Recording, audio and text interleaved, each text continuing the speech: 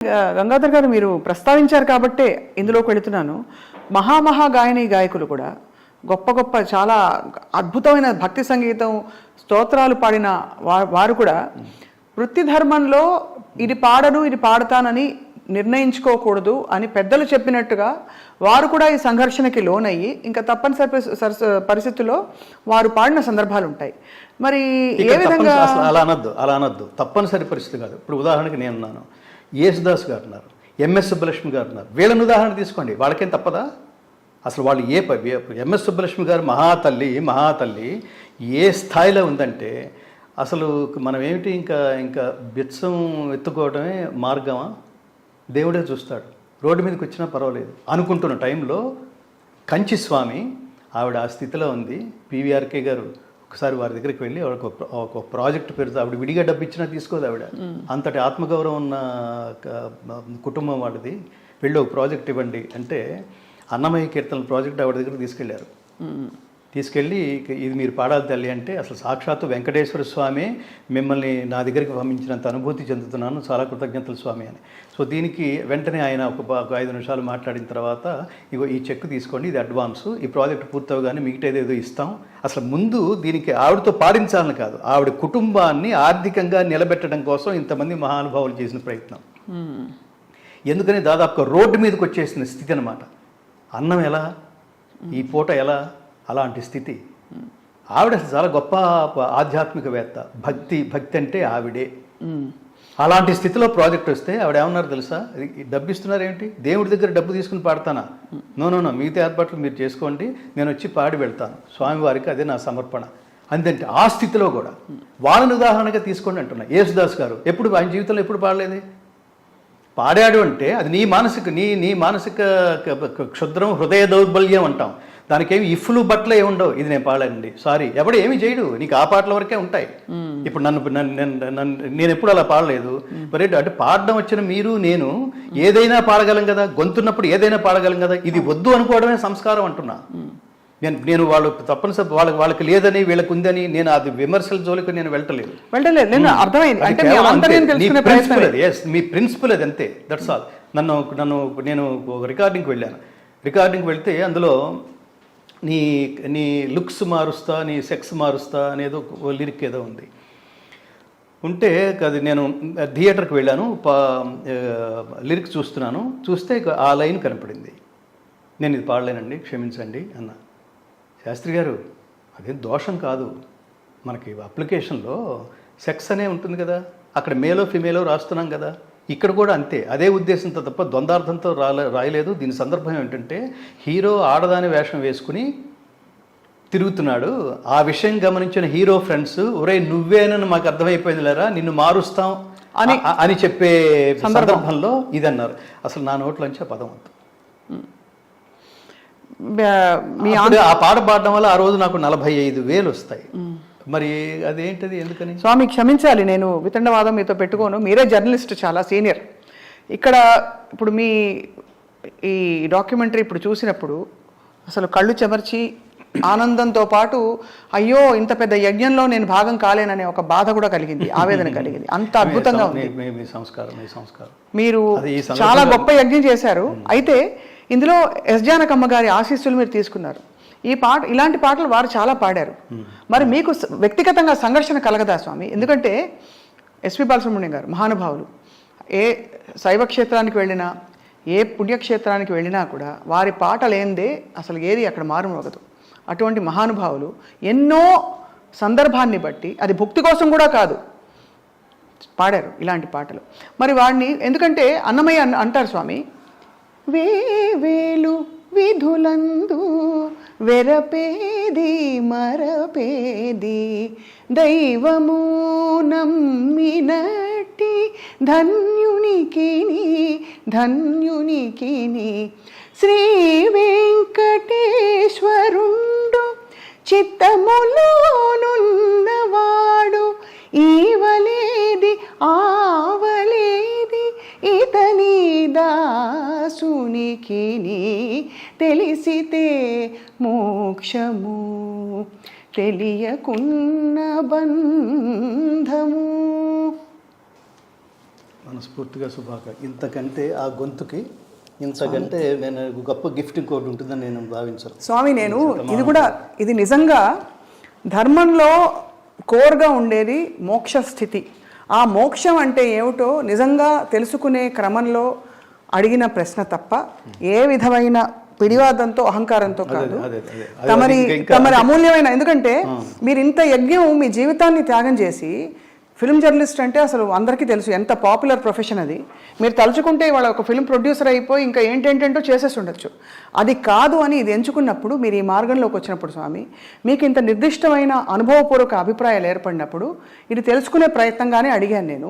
మనం ఏ విధంగా అంటే ప్రపంచంలో చుట్టూ చూస్తే ఎక్కడో అక్కడ ప్రతి చోట ప్రతి వారి జీవితంలో అది భుక్తి కోసమో ముక్తి కోసమో తెలియకో అక్కర్లేకో కావాలనో అనేక రకాలవి జరుగుతున్నాయి. ఇటువంటి ప్రయాణంలో మనం అందరం భగవద్బంధువులు అనే ఒక అంతర్మథనంతో మనం ఎలా కలిసి ప్రయాణించవచ్చో తమరి నోట వినాలనుంది స్వామి. ఇప్పుడు కలియుగంలో ధర్మం కలియుగే ప్రథమ పాదంలో నడుస్తోంది. ఈ ప్రథమ పాదంలో కూడా కుంటుకుంటూ అదేవిధంగా ఒంటి పాదంతోనే నడుస్తోంది. ఈ ధర్మ మార్గంలో మీరు వెళుతున్నప్పుడు ఎదురయ్యే దారుణమైన సంఘటనలన్నీ పరీక్షలుగా భావిస్తేనే మీరు చిట్ట చివరి ఒక క్యారెక్టర్తో నిలబడతారు. ఇది గుర్తుపెట్టుకోండి. ఇందులో ఇఫ్స్ బట్స్ ఏముండవు. నేను ఈ మార్గంలో వెళితే నాకు 10,000 వస్తాయి, ఈ మార్గంలో వెళితే 10 కోట్లు వస్తాయి అనుకోండి. That shows your character. నాకు 10,000 చాలు అనుకుంటే that is the character. That is your character. ఆ మార్గంలో ఉన్నప్పుడు నేను ఘంటసాల గారికి వీరాభిమాన్ని కదా. ఇది ఆ అభిమాని అయ్యుండి నేను వేదికల మీద ఆయన పాటలు అన్నీ పాడుతూ లేలే నారాజు నేను ఎప్పుడు పాడేవాడిని కాదు. అది ఏమిటి అంటే అది తల్లిదండ్రులు పంచిన సంస్కారం. అది సినిమాలో సందర్భం కోసం ఆయన పాడి ఉండొచ్చు. ఈ సందర్భాన్ని మళ్ళీ స్టేజీ మీద నేను మళ్ళీ దాన్ని పాపులర్ చేయాల్సిన అవసరం లేదు అనుకుంటూ ఉండేవాడిని. అదేంటంటే అది జీవలక్షణం. దీని సంస్కారం అంటారు. దీని సంస్కారం అంటారు. నేను మిమ్మల్ని అంటే సంబడీస్ని చూసి నేను కూడా ఇలాంటివి పాడితే పాపులర్ అవుతాను, దాని ధర్మం అనరు. ధర్మం తప్పావు అంతే, అది అక్కర్లేదు అనుకున్నావు అంతే. దీని మీద మనం అసలు దీర్ఘమైన చర్చ వద్దు. కానీ అది అది అది అది ఆ వ్యక్తిగతమైన అభిప్రాయంతో వ్యక్తిగతమైన మార్గంలోకి వెళ్తూ సింగర్స్ అంటే అన్నీ పాడాలి కదా అంటే ఇంకా అసలు దాని మీద మనం గంటల తరబడి చర్చ చేయొచ్చు. నేను అందుకని మీకు ఉదాహరణ చెప్పింది. ఎంఎస్ సుబ్బలక్ష్మి అలా అనుకోలేదు. నాకు ఆవిడ ఆదర్శం. నేను ఘంటసాల గారు పాడే అనేక పాటల్లో నేను అసలు హైదరాబాద్ వచ్చింది నా జీవితంలో నేను ముగ్గురిని చూద్దాం అనుకున్నానండి. అది కుదరలేదు. అది మొదటి మహానుభావుడు ఘంటసాల గారు. ఘంటసాల గారి మీద నాకు అభిప్రాయం ఏర్పడే సమయానికి బాలసుబ్రహ్మణ్యం ఆయన పాటలు ఉధృతంగా అసలు సమాజంలో నాకు వినిపిస్తున్నవి అవి. నేను 10th క్లాస్ ఇంటర్మీడియట్కి వచ్చే టైంకే అసలు విపరీతంగా చిరంజీవి గారు ఇవి ఆ డ్యాన్స్ పాటలు కదిపే పాటలు అప్పటికి నా చెవిని పడలా, కుదిపే పాటలు ఎక్కువ పడ్డాయి.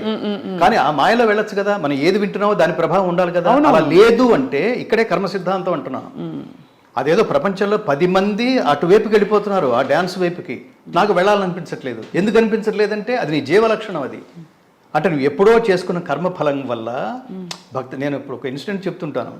ఈ పాట రాసిన ఈ కావ్యఖండిక రాసిన మహాత్ముడి దగ్గరికి నేను వెళ్ళాలి. ఈ కావ్యఖండికని అత్యద్భుతంగా అభినయించిన మహానుభావుడి ఆశీస్సులు పొందాలి. ఆ మహానుభావుడి పేరు అక్కినేని నాగేశ్వరరావు గారు. ఈ మహానుభావుడి పేరు డాక్టర్ సి నారాయణ రెడ్డి గారు. పాడిన మహానుభావుని చూడాలి. ఆయన అప్పటికే వెళ్ళిపోయాడు. నేను ఘంటసాల గారు వెళ్ళిపోయే సమయానికి నా వయసు 7 ఏళ్ళు. భక్త తుకారం సినిమా చూస్తున్నా థియేటర్లో. పూజకు వేళాయరా రంగ పూజకు వేళాయరా ఆవిడ అంగాంగ ప్రదర్శనతో అభినయిస్తోంది. తుకారం అలా చూస్తున్నాడు. కిటికీ దగ్గర ఊళ్ళో వాళ్ళందరూ చేరారు. వీడి బతుకు ఇదనమాట, వేశ్యావాటికలో ఆవిడ చేసే డ్యాన్స్ని ఎంజాయ్ చేసే క్యారెక్టర్ అన్నమాట వీడిది అని విలన్ ఇదంతా ప్లాన్ చేశాడు. ఈ సీన్ అంతా వాళ్ళు అక్కడికి వచ్చి చూస్తున్నారు. పాట అంతా పూర్తవగానే ఇతని స్పందన భిన్నంగా ఉంటుందని ఆ కిటికీ దగ్గర ఉన్న వాళ్ళందరూ పాట పూర్తవగానే ఇతను అన్నాడు, ఓ ఇంత మహాద్భుతమైన అందగత్తె కడుపున నేను బిడ్డగా ఎందుకు జన్మించలేకపోయానమ్మా అని బాధపడుతున్నాను. నువ్వు అందగత్తెవే కాదు, మహానాట్యగత్తెవి.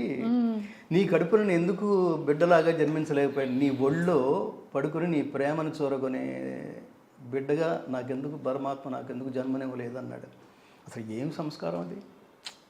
చూసి అది విని అప్పుడప్పుడే నేను ఇంటర్మీడియట్ రోజుల్లో ఆ సంగీతానికి, ఆ ఘంటసాల గారి గానానికి నేను అలాంటి గొంతు మళ్ళీ వినలేదు. వినలేదు. మనం సంగీతాన్ని విశ్లేషించేవాళ్ళం. అవును అవును. ఒక గాత్రం అంటే అర్థం అంటే గానం అందరూ పాడగలిగే వాళ్ళందరూ పాడతారండి. గొంతు దేవుడు ఇవ్వాలి. ఏ గొంతు ఇచ్చారో ఆ గొంతుతోనే మీరు పాడగలరు.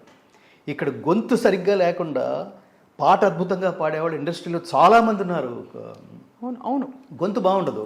అంటే రావాల్సినంత ఘంటసాల గారి రోజుల్లో గాత్రాలంటే అవన్నీ దబాయించి రౌండెడ్గా ఉండేవి. ఘంటసాల గారి గొంతు దబాయించి పాడరా అనేవాళ్ళు. సుశీలమ్మ అనేవారు.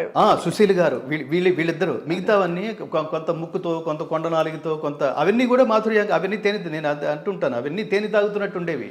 ఘంటసాల గారిది సుశీల్ది మాత్రమే, వాళ్ళిద్దరు గాత్రాలు మాత్రమే అమృతం తాగుతున్నట్టు ఉంటుంది. ఆ గొంతులో గమకాలు జార్చినట్టు ఉండవు, జాలువారుతున్నట్టు ఉంటాయి.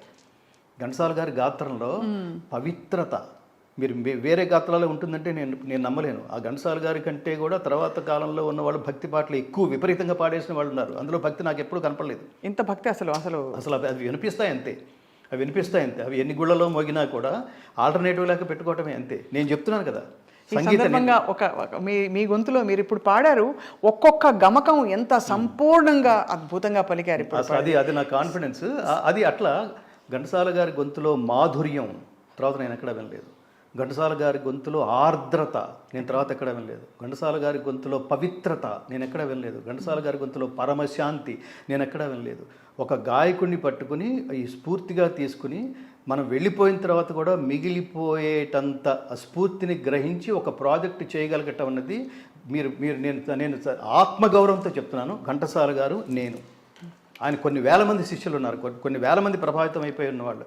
ఆయన నాకు ఇచ్చిన స్ఫూర్తిని నేను స్టేజ్ల మీద పాడుకుని క్యాష్ చేసుకోవటం కాదు, నా యావదాస్తి దానికోసం నేను చేసి, ఆయన అసంపూర్ణంగా గానం చేసిన భగవద్గీతని కంప్లీట్ చేసి, జస్ట్ రికార్డు కోసం కాదు స్వప్న గారు, రికార్డు కోసం కాదు, దీన్ని జనసామాన్యానికి తీసుకువెళ్ళి భగవద్గీత ప్రచారం కోసమే నా జీవితాన్ని అంకితం చేస్తాను.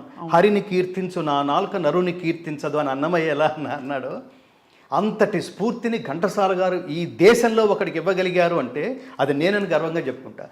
ఆయన పాట కాకుండా ఇంకెవరి పాట అయినా కనుక నేను ఆదర్శంగా తీసుకుని తర్వాత కాలంలో ఏం చేయగలిగి ఉండేవాడిని నేను ఆలోచిస్తే సమాధానం 0 అని వినిపిస్తుంది నాకు. అవును. ఇంకా ఎంత గొప్ప గాయకుడైనా ఆయన్ని ఇన్స్పిరేషన్గా తీసుకుని నేను ఇప్పుడు తర్వాత ఆయన కొనసాగింపుగా ఏం చేయగలను అంటే ఒక్క సబ్జెక్ట్ లేదు స్వప్న గారు, ఒక్క సబ్జెక్ట్ లేదు. వాస్తవం.